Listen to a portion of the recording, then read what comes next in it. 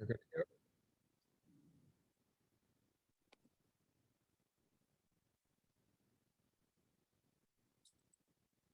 We're ready. Great. Good evening, everyone, and welcome to the Town Council Candidate Forum. My name is Lauren Bell. I am Professor of Political Science and Dean of Academic Affairs at Randolph-Macon College. It is my pleasure to host and moderate tonight's Council Forum with the three candidates. I will let each of them introduce themselves to you in just a moment. Before we get underway, I want to mention that for those of you who are watching this broadcast live, that is watching it on Wednesday, October 20th at 7 p.m., if you have a question that you would like me to ask the candidates during this evening, during the evening's forum, please go ahead and send me an email to the email address that's on your screen. That is lbell@rmc.edu. That's the best way to communicate your question to me. And what I'll be doing periodically throughout the evening is reviewing those questions and asking them to our candidates. You can email them to me at any time. We won't get to them until each candidate has had an opportunity to make an opening statement. And let me say a few words about the format for tonight. In just a moment, I will turn over the floor, as it were, to each of our candidates. Before tonight began, we drew names out of a hat to see what the order of speaking would be. That order for opening statements is Mr. John Hodges, followed by Mr. David Frisch, and rounding out our group, followed by Mr. Daniel Mcgraw. So once I conclude my opening remarks, I will turn things over to Mr. Hodges. Each candidate will have 3 minutes to make an opening statement. After the opening statements conclude, we'll move into a period of questions for the candidates. I do have some questions that I'm prepared to ask, but it's always, I think, a much better event if those watching and those town voters have the opportunity to ask their questions. So please do feel free to write in with those questions. We'll continue with questions until we've exhausted them or until we hit 8 o'clock, whichever comes first. At that point, we'll turn to closing statements from each of the candidates. Each candidate will have up to 2 minutes to make a closing statement. Once closing statements have concluded, that will conclude the council candidate forum.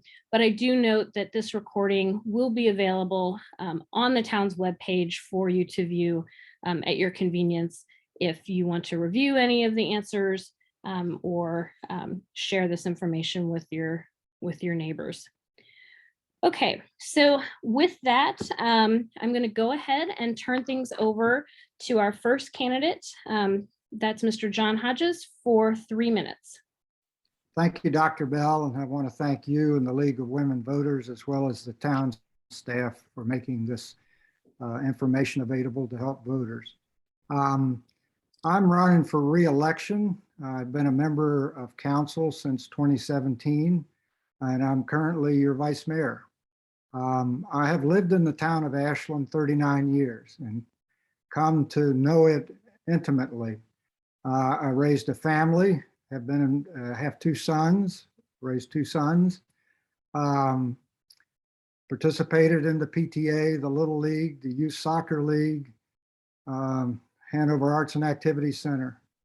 My work experience, I'm a planner. I've worked 35 years in local planning, most significantly with the Hanover County, 16 years as a planning director and 12 years as deputy county administrator. And after retiring in 2010, I stayed active in the Ashland Museum, Hanover Habitat, and Ashland Kiwanis. I consider my accomplishments being on council as helping deal with DC to RVA and that rail-related issue, helping to build the new town hall and renovate Carter Pool with significant input from the public, and also to help the town get through the COVID experience with support for neighborhoods, and for businesses using federal funds. I'm committed to good planning, as you might imagine, particularly the environment, our diversity, our businesses, to maintain the quality of life that we have. I'm also committed to a financially responsible local government that is responsive to its public and open to suggestions. Um, I also believe in good partnerships with our neighbors in Hanover County and with Randolph-Macon College and regional entities. And I'm committed to continue excellence in our town staff, particularly the fine Ashland Police Department. Challenges coming up, I see are continue to recover from the pandemic. That's a challenge. We're not out of it yet, and we've received resources and made some decisions that hopefully will help us move on to new economic development capacities. Policies, we need to have policies with the town and county to deal with development around the town, to deal with trains coming through the town with CSX. And I'm also committed to schools, improving our schools, sidewalks, and trails. That's time, John. All right. Thank you so much. Thank you. All right. Thank you, John. David, we'll move on to you for 3 minutes for your opening statement.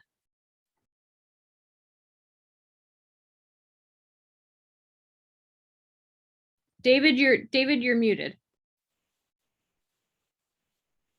Sorry about that. No problem. I would like to thank you also, Dr. Bell, for moderating this event, and John and Dan for participating. First, let me, those of you who don't know me, let me introduce myself, tell you a little bit about my background. I was born and raised in New York City, actually grew up in the projects, went to college at the University of Pennsylvania, the Wharton School of Business. After college, I went to law school at University of Miami. Then I practiced law for several years in Miami and Providence, Rhode Island. I decided then that what I really wanted to do was teach at a law school. So I went to Yale Law School, received an advanced law degree, and that gave me the credentials to get into teaching. And that's what I've been doing ever since. I'm currently a professor at the University of Richmond School of Law. I've taught at a number of other schools, including University of Illinois, William & Mary, Temple University, University of Miami. My areas of expertise are contracts and commercial law. My wife, Ann, and I moved to Ashland several years ago, and we just love it. We try to frequent local restaurants as often as possible. We always try to use local businesses. And as part of this campaign process, we've gotten to know a lot of our neighbors, all wonderful people. We've also got to know neighbors from walking around. You might have seen us walking. We try to walk every day, work and weather permitting. It's a great way to learn about a town and to meet the people who live in that town. At this point, you might be asking yourselves two questions.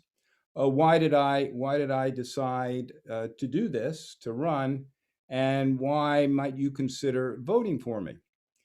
Well, our property our home was impacted by a development going up in Hanover, right off of Ashcake, and we were sorely disappointed with the communication we received from the town, with the cooperation we received from the town. In fact, Ann and I had to negotiate on our own with the developer to save trees that were on Ashland town property. And when we mentioned this to our neighbors, we heard the same thing from a number of them. disappointment with communication, disappointment with cooperation. So that's in the past. But what it did do is it made me acutely aware of what the people of Ashland should expect from town staff, and in fact, what they're entitled uh, to receive from town staff. David, Communicate. that's time. That's You can finish your sentence. Finish your sentence, please. that's okay.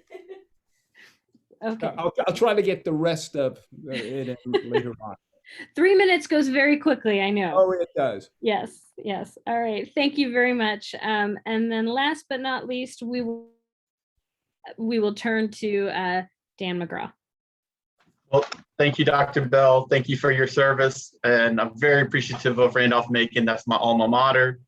I moved here in '92 to go to Randolph-Macon, to find a wife, to find a home, and I found them all in the town of Ashland.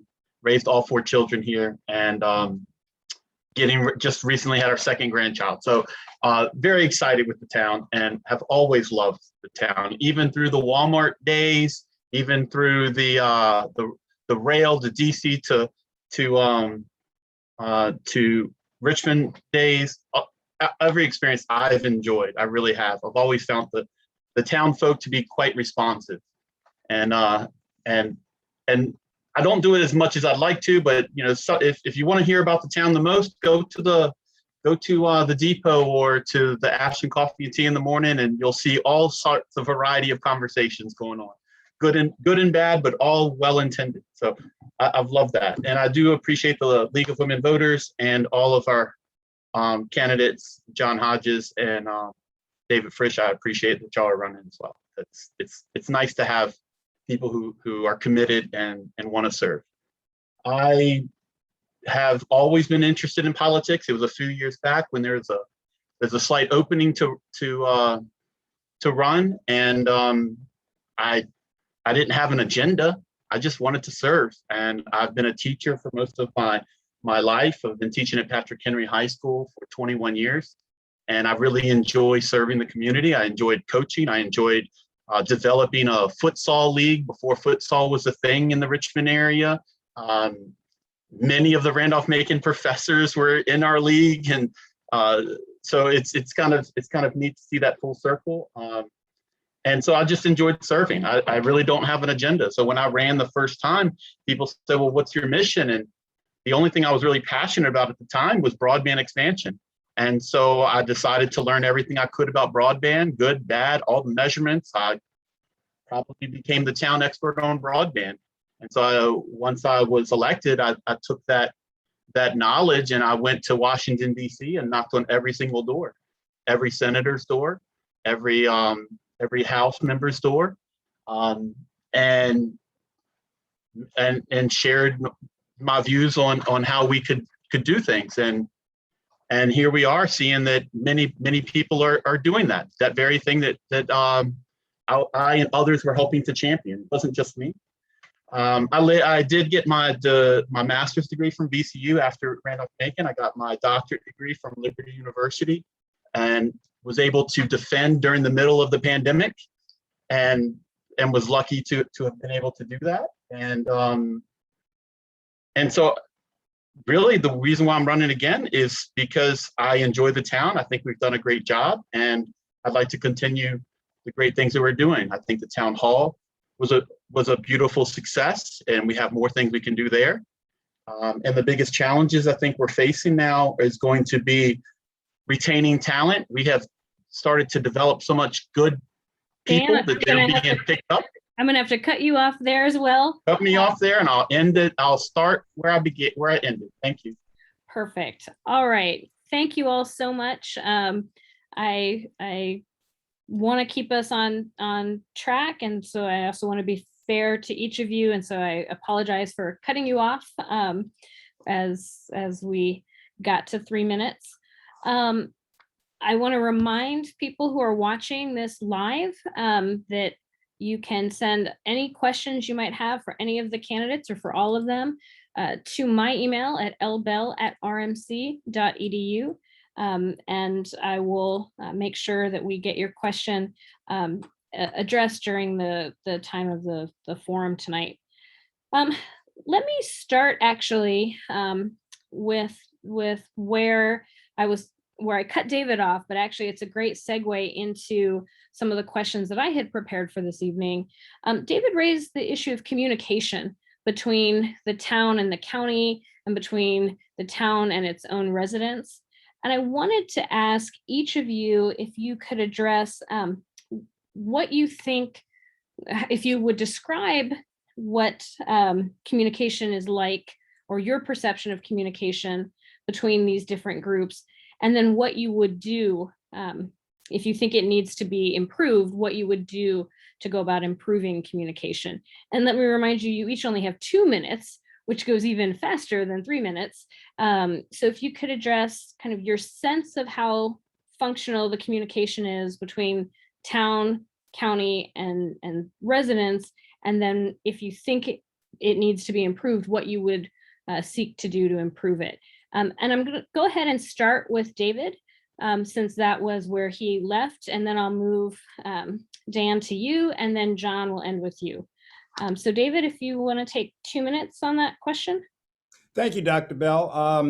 The first thing I would do is I would set up a system where when somebody calls the town with a problem, one town staff member would be assigned to oversee that problem, the resolution of that problem. Because right now, what happens is a person, and this is what I've been told, and this is based on my own experience, is bounced from one person to another, and the communication gets muddled.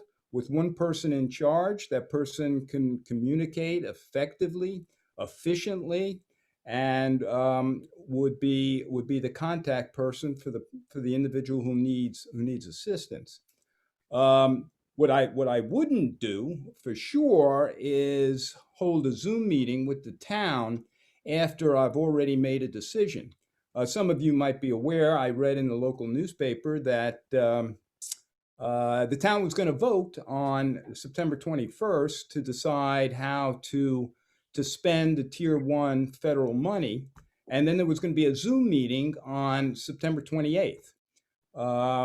With me, that wouldn't happen.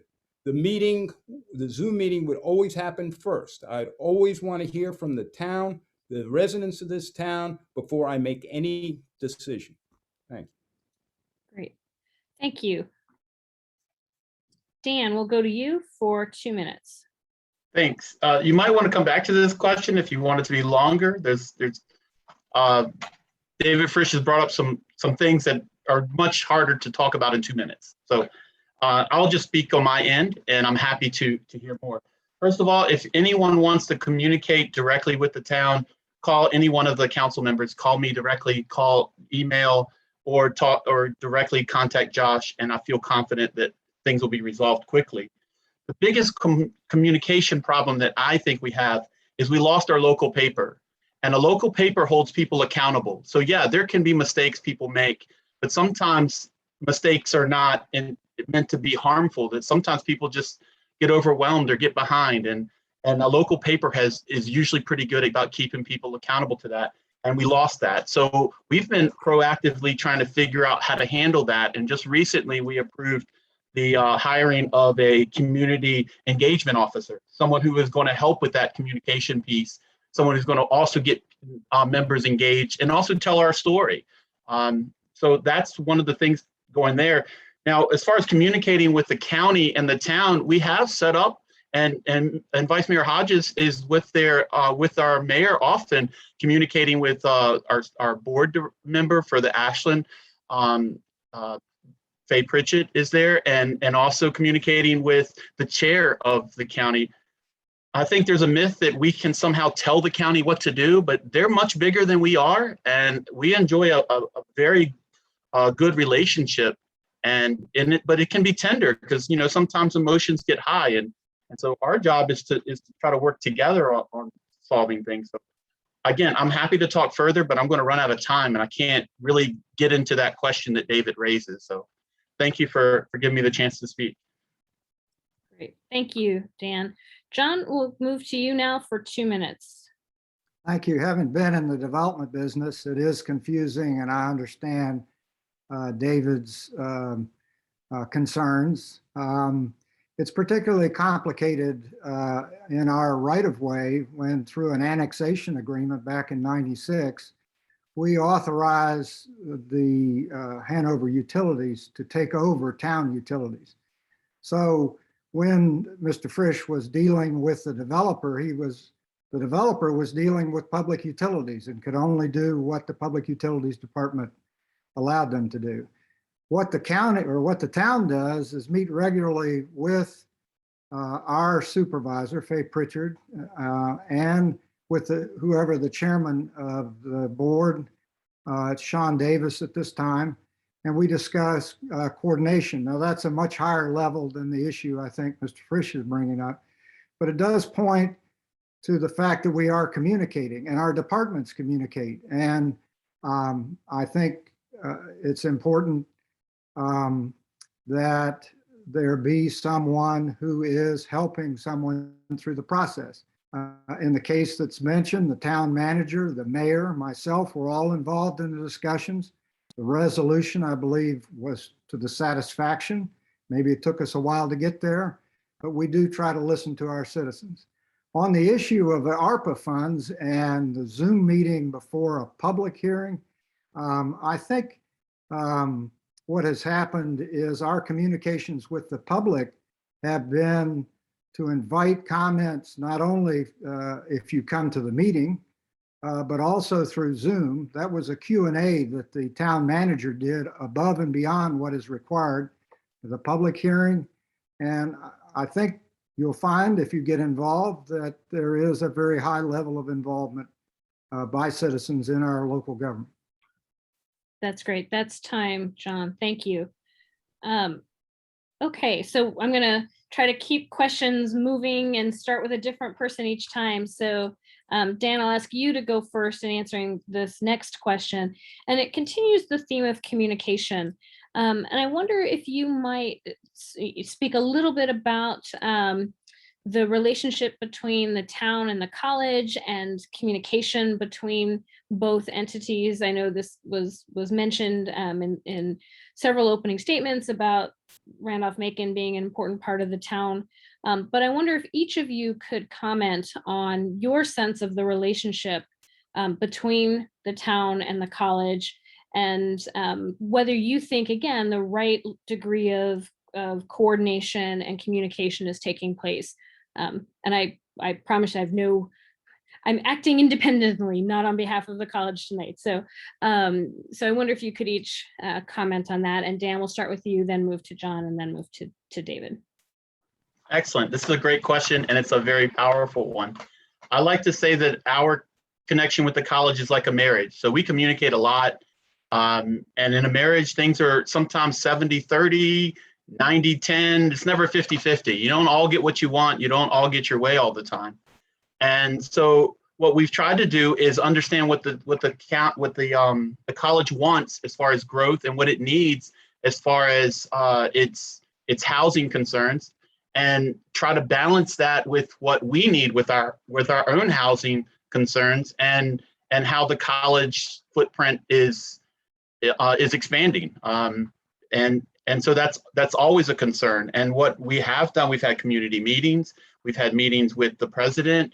We talk on a regular basis, not just us as council members, but staff members and community members. And I think for the most part, we have a very positive relationship where everyone seems to be getting the majority of what they need. That doesn't mean it always works out perfectly. And there is concern that the college wants to expand further, but I really feel like everything's balancing out really well. I think we have a good connection.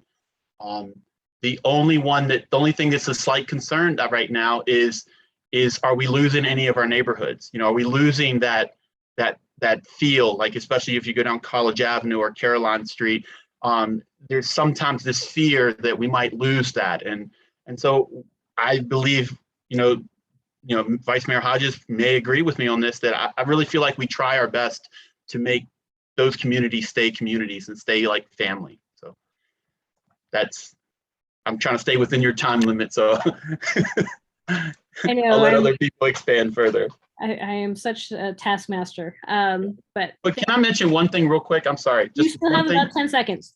Oh, that's great. So if you go back to the notes, you're going to find that there were really difficult decisions made, and we did not vote 5-0. Like, it was, sometimes in favor of what the college wanted, sometimes not so, sometimes in favor of what citizens wanted, sometimes what people needed. We're not always like happy-go-lucky, do whatever you want to do. We work really hard to figure out what the issues are and talk to everyone and make a decision that we feel is best for our community. So great, thank you. And Mr. Hodges and Mr. Frisch, I'll give you each about 15 extra seconds as well, to make sure we're being very equal with time here. Mr. Hodges, if you want to go ahead and respond to the question about sort of town-gown relations.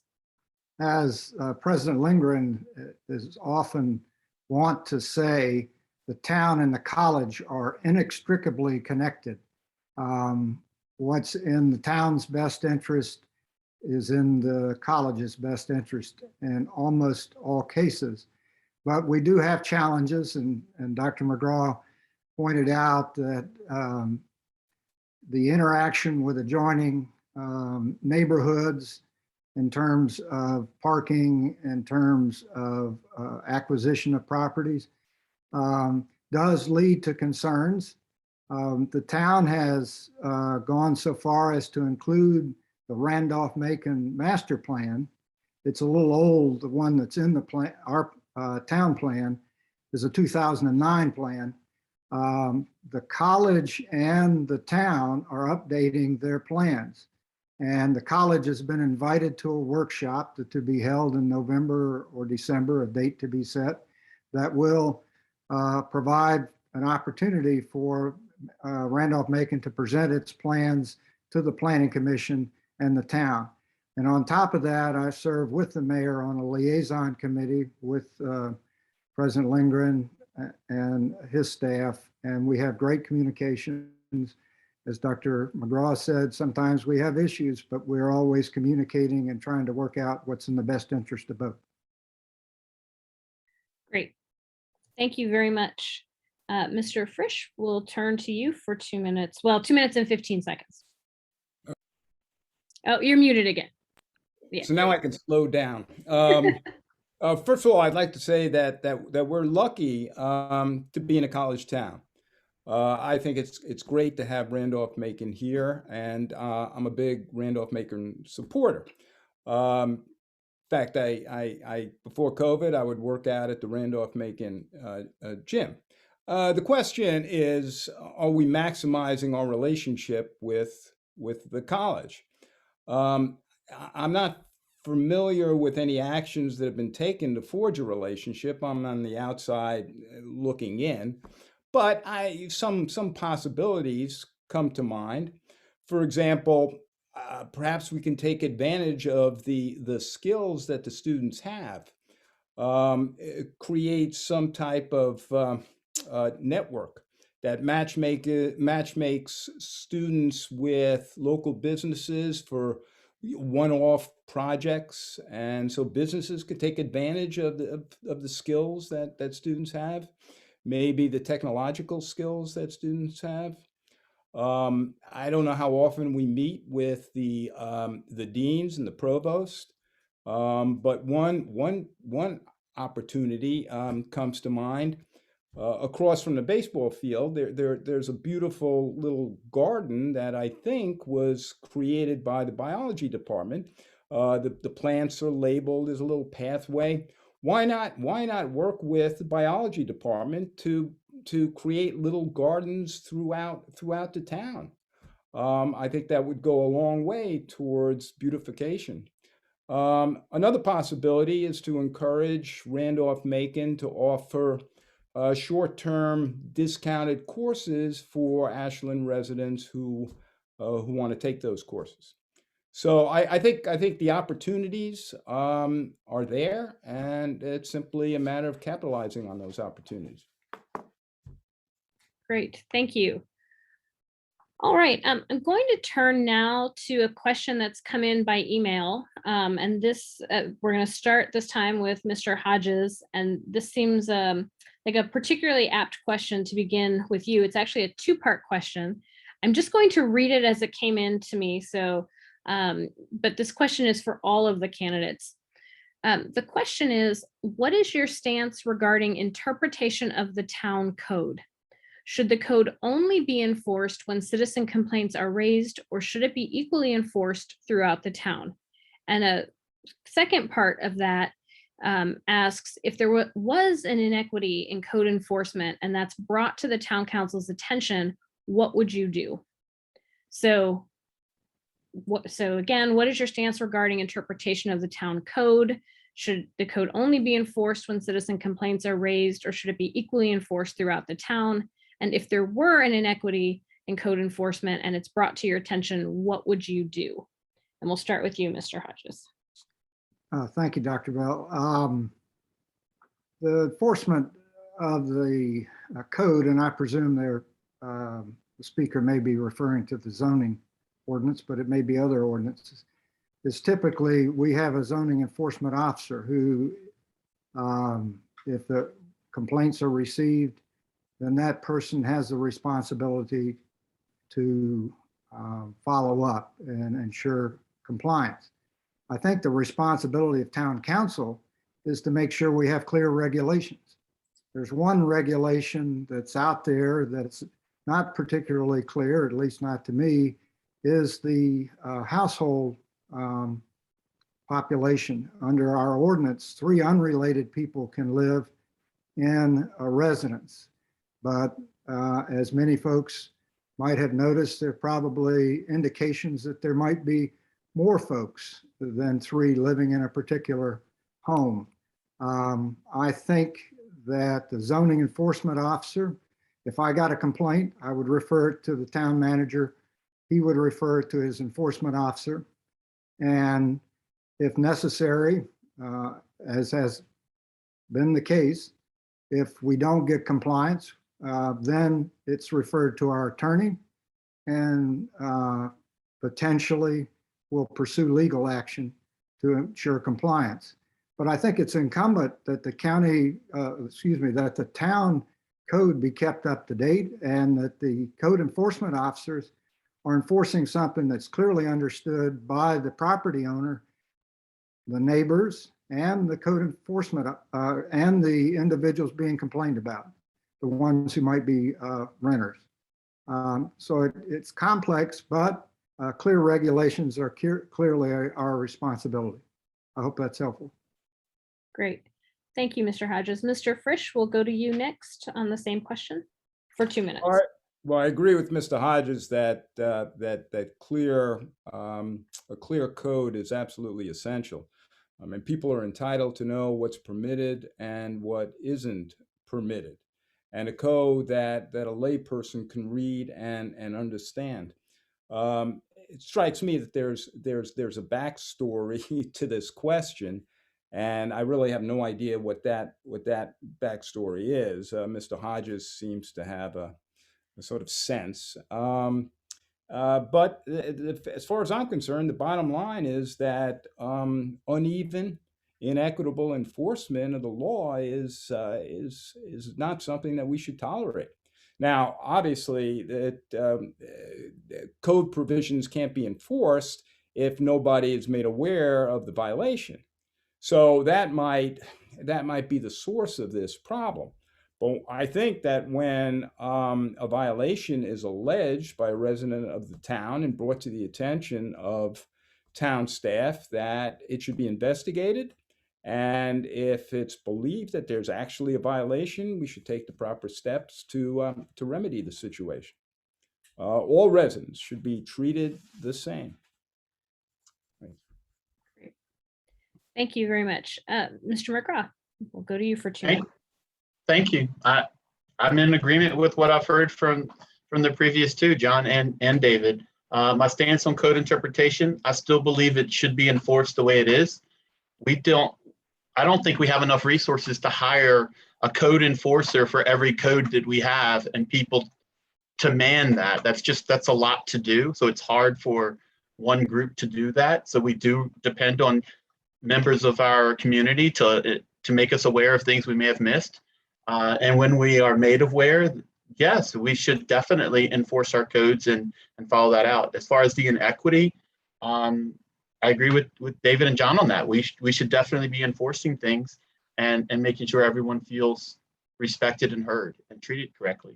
As far as how I would follow the policy, we're a manager-run town, so yes, we'd first let our manager handle that, and then if it's a department head concern, I would definitely follow up and make sure that the complaint was investigated and handled properly, and follow up with the person who shared that concern. And they should hear the whole thing. They should be able to see the whole process, how it was handled, whatever documents were sent. All of that should be available to them so that they can come to their own conclusion about whether it was handled properly or not. Thank you, Mr. Mcgraw. We received a question by email that is only for Mr. Frisch. And so I'm going to turn to him for 2 minutes on this, although I have a sort of related question that I'll ask everybody in just a moment. Mr. Frisch, the email that came to me asked if you could talk briefly about your ideas or your interests sort of town-wide, and this is their words, as compared with your backyard. So if you could talk for 2 minutes in response to that question about kind of your ideas that are more town-wide.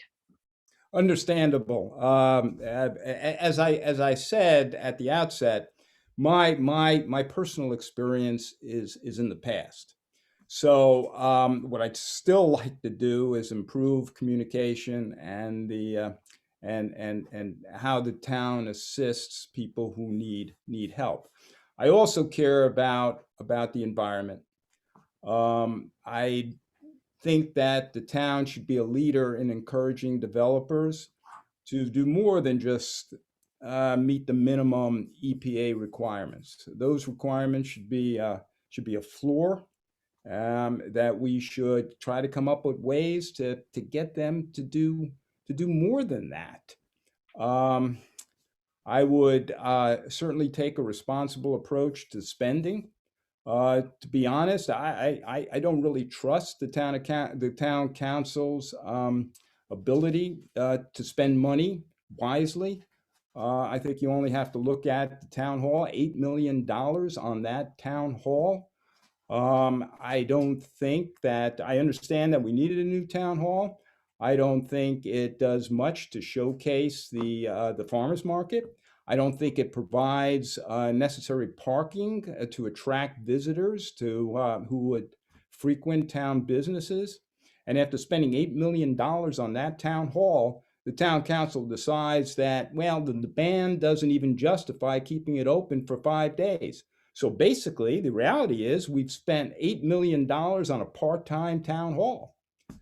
I also believe in infrastructure. I'd like to see more sidewalks. Some of our streets are dangerous to walk on. They're dangerous for residents. They're dangerous for visitors. I understand that the federal money can't be used for sidewalks, but money is fungible, and that federal money should free up money that would otherwise be used for another purpose to install sidewalks. That is time. Thank you, Mr. Frisch. I want to ask a related question that to all three of you, and we'll start this time with Mr. Mcgraw. What do you see as the most important issue facing the town as we move into the next 2 years? And what would you propose to do about that issue? So we'll start with you, Mr. Mcgraw, for 2 minutes. Thank you. I do believe the most important issue is broadband expansion and access to businesses that are able to support data collection, data retention, or and how they move that's a lot of the business world has moved in that direction. And if we don't have hubs that are close enough by, it's hard for us to do business. I know we were trying to attract some businesses pre-COVID, and we were having a tough time because when they moved in, there was already we were at the max capacity. And luckily we were building our own fiber line and putting in a network. And now we have most likely a third provider coming in town very soon for that reason, and it will help.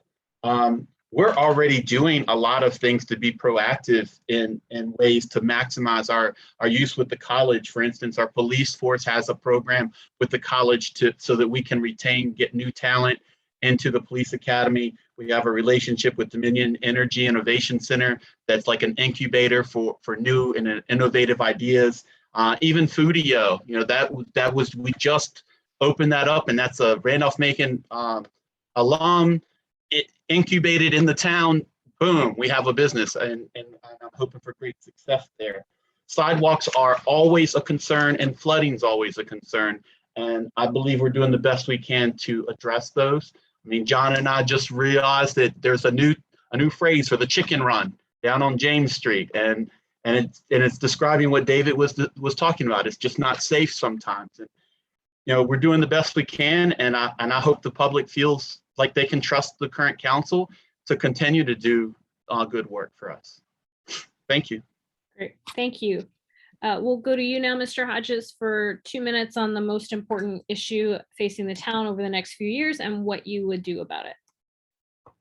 Well, I think the most important immediate issue is to deal with the pandemic. And I think we've done that appropriately with our expenditures of CARES Fund and the American Rescue Plan Act funds. And you'll begin to see the impacts of that in the next couple of years, and sooner, hopefully. But really the most significant item that most citizens don't get involved in is the updating of our comprehensive plan. We usually come in, or we usually hear from the public when there's an issue of development, such as Mr. Frisch has indicated. Our neighbors are developing land and it's having an impact on the town. The town is updating its comprehensive plan, and so is the county. I think through traffic on 54 has grown significantly, and if we don't manage it properly, we'll have an adverse impact on our small town. I think the undersized capacity of I-95 and its impact, particularly during the summer on our road network, threatens our health and safety. Emergency response vehicles can't get across. So what would I do about it? I would hope that the public gets involved, provides us their concerns in the comprehensive planning process. They're going to consolidate the elementary schools, Gandy and Henry Clay. Comprehensive plan can deal with what's the appropriate use of the closed Henry Clay Elementary School. The Fall Line Trail connection to Petersburg, that would be part of the comprehensive plan, and that would provide not only the safe sidewalks within the town, but the connection to the city of Richmond and on to Petersburg that will get bicyclists off some of our unsafe roads and be a real tourist attraction. We'd be the destination in the region. That's 2 minutes, John. Thank you. All right, and Mr. Frisch, we'll turn to you on the same question for 2 minutes. Okay. At this point, having spoken to many residents in the town, I think one of the important needs is to take care of the basics. Broadband for sure. If we've learned anything from COVID, is that you never know when you're going to be working from home. You never know. In the old days, kids would have school if the weather was inclement. There was a snowstorm. They would stay home. They wouldn't fall behind. Now, I think that's a thing of the past. I think now it's going to be, instead of snow days, weather days, it's going to be Zoom days. And for kids who don't have access to the internet, they're just going to fall further and further behind. upgrading infrastructure improvements, upgrading the town's electric grid, um, sidewalks, as I mentioned a minute ago, water, sewage, wastewater disposal improvements. And why not? Why not? Why not double down on this stuff? When digging up an area to put in to improve the wastewater disposal or sewer or water, why not work with Virginia Power to bury the electric lines? Um, eh, we shouldn't lose power every time we have a windy day. And then when it's being put back, throw some concrete on top, and you have a sidewalk. And also, the ARPA money is designed to remedy some of the effects of COVID. And I think it's been a disaster for young students who've fallen behind. Why not use some of the money to run a program in the summer to help students catch up, to promote an after school program for those students who need assistance and need help? You know, a lot of students don't have adults at home to help them with their work, with computers, and I think it's an important thing. That is time. Thank you, Mr. Frisch. In and so we're going to start the next question with Mr. Hodges. And several of you in your last response mentioned the impact of COVID and kind of the effect that that's had on the town. And I wondered if you could each talk a little bit about exactly what you see those impacts as being, and then what does recovery from COVID look like for the town, either specifically to the impacts you mentioned or just more broadly. So if you could each address what specific impacts COVID has had, and then what you think recovery from those impacts or recovery in general looks like. And we'll start with you, Mr. Hodges, for 2 minutes. Thank you, Dr. Bell. Obviously, the most significant impact on a town that relies on lodging and meal taxes and sales taxes. That's our primary resource in order to build the sidewalks and to build the improvements, has been that folks are not comfortable with going out and traveling or going to restaurants. Now that's changed, and the town has helped address that. We have, in consultation with the businesses downtown, agreed to a program where we closed North Center Street, Railroad Avenue, to through traffic and allowed restaurants in that area to expand so folks could eat outside. They weren't comfortable with going inside. Now that we have the vaccines and the things are improving, there's still a very attractive part of town that will help our tax base. We've also helped support the theater, businesses through use of federal funds to help businesses. People staying at home instead of working affects particularly small businesses, hurts them. Some have had to go out of business. The town has provided, again, through federal resources, funds to help bridge the employees and the employers' ability to stay in business. We're also investing very much in our neighborhoods and sidewalks and stormwater management improvements, and using our ARPA money to make sure that we make folks feel comfortable coming to our town. Great, that is time. Thank you very much, Mr. Hodges.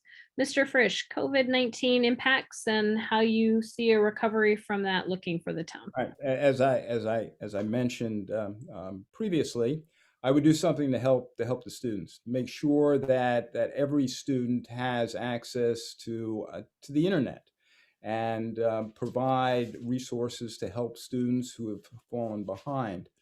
Another lingering problem from COVID, the vacant buildings, the floundering businesses. Sure, the land and businesses are privately owned, and I'm a big believer in letting the market do its thing when it can accomplish that, but sometimes it needs a little help. So what I would like to do is sit down with the owners of these buildings and see what we can do to entice interesting, synergistic businesses and shops to occupy, especially the buildings along 54. I think if we can establish a friendly relationship with the owners, we might end up um, with more of a thriving community that makes life better for everyone. Frankly, you get off 95 and all those fast food places, they're important. They're important to Ashland because they bring in a lot of tax dollars. But if I were honest, there's nothing, and once I've eaten, to entice me to drive into downtown and enjoy what Ashland has to offer. So I'd want to do something with the gateway into Ashland to make it attractive and for visitors, and that would help businesses. Great. Thank you. Mr. Mcgraw, same question for 2 minutes. Thank you. If I could sum it up in a word, confusion. The pandemic created too much confusion for us. When we received funds from the state and the federal government to help offset the concerns, the economic impact, there wasn't enough clear direction about how we could spend it.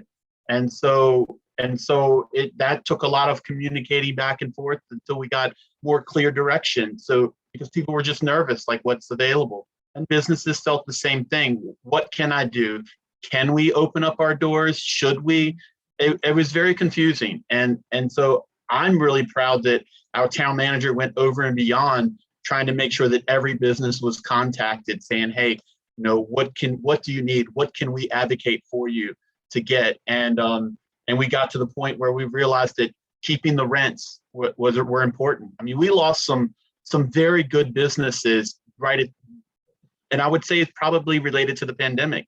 We lost a business right across down in the tracks. We lost a clothing store, and then that we had just brought in, and then lost another clothing store. And I mean, I know it sounds silly, but honestly, I think we're lacking that. We need those types of things. Where do you shop to get your clothes for school?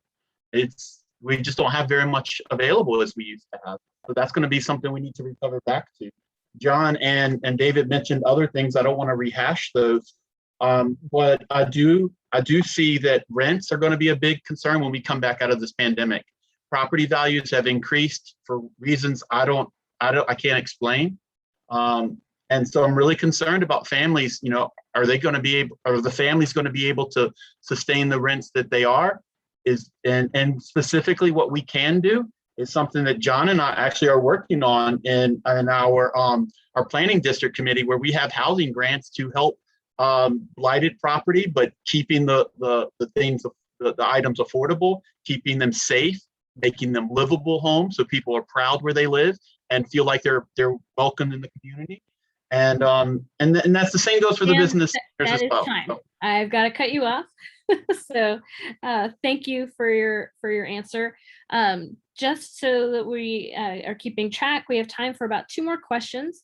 You all in your answers about COVID-19 have touched on some economic development questions that I had noted. So I'm just going to ask one question, and then our final question will be one that's come in by email. So my last question is, and oh gosh, now I have lost track. We started with John the last time, so David, we'll start with you this time. It's a consistent theme, and something that several people have noted is, that the town of Ashland has sort of a persistent challenge with both economic and racial disparities. And I'm curious as to what you each think that the council should do or continue to do or stop doing that might help to address both the sort of economic and racial disparities that have been highlighted, you know, fairly regularly as being a challenge for the town. So we'll start, David, with you, and then we'll move to Dan and to John. So you have 2 minutes. Okay. First, I'd like to say that I think it's a great idea that the state legislature had to move the election to November, so it's part of the general election. I mean, in the past, a handful of people would select uh, the, the members of town council. But now, since we're voting for a governor, that opens up the election, the process to a lot of people who wouldn't otherwise participate, and it forces us, the people who are running for town council, to get out there and speak to people, to learn what their concerns are, and to try to address those concerns once they've been elected. Um, um, Affordable housing. Um, I, I, I mean, there are two affordable housing issues, it seems to me. One is what to do about the people who live in this town who are paying too much. Uh, a common definition of affordable housing is paying more than 40% of your income on living expenses. Um, I'm not sure what we can do about that, but we're a town. We should be a family. We should be able to help those who need assistance in some way, with services, maybe some other assistance, and think of ways to encourage developers to build perhaps smaller, lower cost homes that would attract a variety of income groups to Ashland. I mean, we all benefit from a diverse environment. So there are a number of things that can be done, but I think the bottom line is, again, it's one of something I've been harping on tonight is communication. Go out there and talk to people in all the neighborhoods, and see what they need. That's great. That is time. Thank you. Mr. Mcgraw, we'll go to you now for 2 minutes as well. Thank you. Something we already do, and I think we do well, is hold town halls and forums throughout the town at targeted districts regularly. We have a great relationship with many of our Hispanic population, great relationship with many of our Black population, and I mean, we have special districts now dedicated to making sure each area knows that they're appreciated. As far as getting them to participate, though, is always difficult. It's always a challenge to engage the public, regardless of what their background is. It's just people are busy with their lives, and if they feel everything's good, they sometimes don't respond. But I will say that our town manager currently and many of our council members regularly go into areas and just say, hey, we're here, come talk to us. Now, the pandemic has slowed that down a bit, and we haven't had as much participation.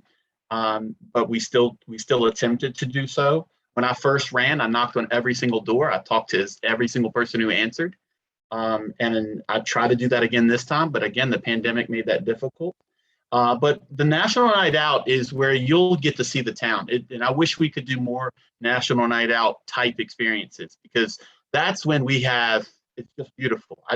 I can't explain it. If you've been to a National Night Out in the town of Ashland, no matter where you went, it was an awesome experience. And you saw all cultures together. You saw wealthy with low income. You saw working families with retirees. You saw a mix of racial backgrounds playing and having fun. And I wish we had more of it. And all I can say is we just keep encouraging it. I can't make people get engaged. I can only offer it and create opportunities. So thank you. Thank you. All right, and Mr. Hodges, we'll turn to you for the same question for 2 minutes. I would echo Dr. Mcgraw's comments about our reaching out to communities, going to meetings and encouraging participation. Town manager is very good about explaining issues and encouraging participation very early in the process in December for a budget that we're planning to adopt in June. I'm most proud of the communications that the Ashland Police Department has with the community. They lead in keeping contact with the areas across Route 1, which really sometimes don't feel like they're part of the town, with the Berkeley Town area, as Dr. Mcgraw said, the Sedgefield area, and what we call the Star neighborhood. And Ashland is basically the affordable housing area for the county of Hanover. We have about 50% of our housing stock in rental apartments, and that's very high for a community, even one with a college. And maintaining communications with the economically disadvantaged is important. So when George Floyd was shot, and there was a community reaction, the police department, the chief of police took the lead, led a parade that was sponsored by the churches, all the churches in this community, starting at our town hall and going to the police department to try to express our concerns with what was happening and dividing up our community. I think Ashland led the region, and that's why you saw press, you saw pictures of what Ashland was doing, because we have all types, all ages. We're not a subdivision that's sorted by economics. We are a community made up of all races, all age groups, all lifestyles, and we're proud of that. That and we is want to time, continue. Sean. Thank you. Thank you. All right, so the last question is one that came in by email. And so I'll ask each of you to address this question. We'll start with you, Mr. Mcgraw. And I think it's a nice question to sort of end the Q&A on. The question notes that each of you spent some time in your opening statement talking about why you were running, but that wasn't necessarily the emphasis. And the person who's asked this question would like each of you to address succinctly and specifically, why is it that you're running for town council? So we'll start with you, Mr. Mcgraw, for 2 minutes. This is where I went to college. This is where I met my wife. This is where I raised my family, and it's been a great experience. And I want that experience to continue. I want the town to stay a small town. I want to retain all that we have here. And some people may not appreciate the growth at times, but it has been reasonable and sustainable type growth. And I want to continue that slow process of growing, but at the same time respecting our history, our culture, our past, and our future. Thank you. Great. I don't even have to keep time. That was so succinct. Thank you. Mr. Hodges, we'll turn to you. Same question. Succinctly sum up why you're running for town council. You know, when I retired in 2010, after 35 years in local government, I had no plans to run political office. In fact, experiencing dealing with political issues was something I tried to stay out of as a staff member. But as I got involved in the community, got concerned about DC to RVA and its potential impact on the community, as I saw what Hanover Habitat for Humanity could do as an organization to strengthen our neighborhoods, as I participated with the Ashland Kiwanis and the parades and the train day and other activities, I developed an even greater pride in the town. And when there was a vacancy that came to town council, I didn't hesitate and offered my name because I have a background and abilities I think that'll help town council accomplish the goals it sets. And I'm running because I enjoy what I do. I have some abilities I'd like to share with the community. And I want to keep doing it as long as you will support me. Thank you. Great. Thank you. And last but not least, David, tell us why you're running. I love this town. This is the first time I've lived in a small town. I've lived in New York, where I grew up. I've lived in Miami. I've lived in Philadelphia. I know the town will change over the next decade or so, and I want to be part of the team that makes decisions about the direction of that change. I believe in strategic growth, growth that preserves the lovely environment of Ashland, the small town feel, its beauty, and I think I have the skill set uh, to uh, to help the town. This is my first time running for political office, but I've served and chaired on a number of committees, university-wide committees, law school committees. I've chaired committees for the American Bar Association. I know how to get things done. I know how to make decisions. I've served on legislative drafting projects where I had to balance competing interests, like the interests of consumers and business. And I want to use my skill set to, I know this might sound corny, but I want to keep Ashland, Ashland. Great. Thank you very much. All right, so with that, that's going to conclude our question and answer portion of tonight, and that leaves us only with closing statements from each candidate. We're going to take closing statements, 2 minutes each, in the same order that we took opening statements. Mr. Hodges, you'll go first, followed by Mr. Frisch, and then Mr. Mcgraw, you'll close things out for us this evening. Mr. Hodges, you have 2 minutes to make your closing statement. Thank you once again, Dr. Bell and the League of Women Voters for this forum. I think it's been a very helpful discussion, and I've enjoyed participating in it. And I'd like to echo David's comment. I want to keep Ashland, Ashland, and I want to keep it our center of the universe, which, you know, is a moniker we take pride in. We're unique. We're a little quirky, small town. We want to stay that way. I think my background in local government, my years of living in the town and experience with community organizations, with just walking the streets, as has been referenced before, just interacting, going to events. Hopefully we get back to going to more events. It makes Ashland a special place that I want to be a part of, and hopefully contribute the skills and background that I have to making it a successful community for all that live here, all ages, all incomes, all abilities. And I thank you for considering me, and I hope that you will vote to reelect me in this campaign. Thank you. Great. Thank you very much. Mr. Frisch, you have 2 minutes to make your closing statement.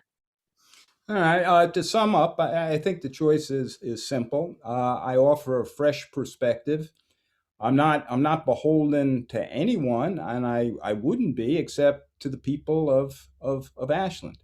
I'm going to listen to you, and I'm going to hear what you say, and I'm going to try to help in every way I possibly can. The bottom line is that sometimes sticking with the same old is not the path to follow.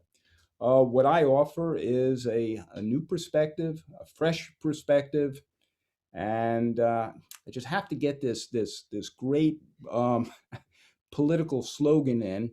I'm fresh and I'm frisch. My wife Ann came up with that, and it could be one of the great slogans of all time. So, but I'd like to thank you again, Dr. Bell, for hosting, moderating this discussion. I'd like to thank you, Dan and John, for participating. I'd like to thank everyone who made this possible. I'd like to thank you, the residents of Ashland, for taking this election seriously and listening in. I'd love to hear from you. Please send me your questions. My email address is votefrisch@gmail.com. And I too would appreciate your vote. Thank you. Thank you very much. And last but not least, Mr. Mcgraw, your closing statement for 2 minutes. Thank you. I don't have a clever campaign slogan, but I will say I'm a hard worker and I am willing to listen and to meet people where they are. And when I first got onto council, I did put my feet where my mouth was, and I reached out to every political figure that we were in contact with. And I'm proud to say that every one of them showed up to our town hall to present to us. So we had our congressman here, we had our state senator, we had our delegate, and we've been in great communication the entire time that at least I've been on. We've had presentations from our secretary. We've just had a really good standing there. And I'm very proud of the work that we've done, and many things that came up. I think our current town council members have put in place. We've partnered with the YMCA to help them grow their mobile health clinic. We've reached out to a new organization, Divine Assist, that wants to have a community outreach program, and there are many other things that we've done. The $8 million price tag that I've heard about the town hall went to the town hall, the pool, parking, and more. And for that price, I've reached out to developers and they can't believe we got it such a good price. So I'm very proud of that. And I think our current council can continue. And if you're happy with what we're doing, please reelect me, Dan Mcgraw, for town council. And if you'd like to reach out, call me at any time, 804-647-9958. Thank you, Dr. Bell, for hosting this and running it. And thank you to the League of Women Voters. This has been a great experience and I greatly appreciate it. Great. Thank you, Mr. Mcgraw. I want to just echo, there's sort of been this lovely round of thanks, but I want to thank each of the candidates for their time. Also, I want to say thank you to each of you for your commitment to and dedication to public service. That's something that public servants take a lot of flack, and it takes a lot to put yourselves out there. And so as a political scientist, I appreciate the fact that you are all willing to do that and to make a commitment to the town of Ashland and a commitment to serve. That will conclude tonight's forum. The candidates have all let you know how you can be in touch with them. The recording of tonight's event will be available on the town's website. So if you have friends or family members who are unable to join us live, please make sure they are aware of how they can access the recording as well. So again, my thanks to the town of Ashland, my thanks to each of the candidates, and my encouragement to all of you to get out there and vote. Thank you all. Have a great rest of your evening. Thank you. Bye.